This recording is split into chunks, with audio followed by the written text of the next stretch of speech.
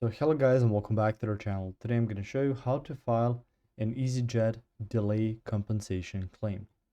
Now starting off, if you go to your flight info and you see your flight information, so for flight number that you can check the status of it, if it's delayed, if you're going to get somewhere very late, if it's moved from a certain date to another date, you may be entitled to compensation.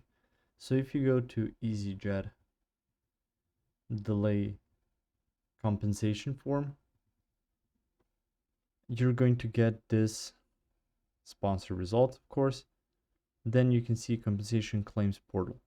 Now from here you can get that EC 622 or 621, sorry, compensation claims portal. So you can see details of delayed, canceled, or denied, or canceled flight and denied boarding, then your claimant contact details and payment details, as well as the passengers and additional information from that flight.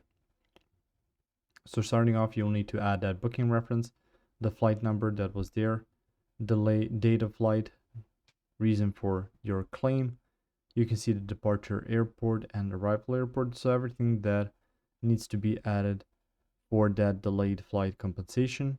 Then your contact details, usually the same details that are on your flight ticket, and you can see your payment details in there so they know where to how to get to your bank account when you successfully get your compensation. If you found this information helpful or useful, you can like the video. You can also share the video.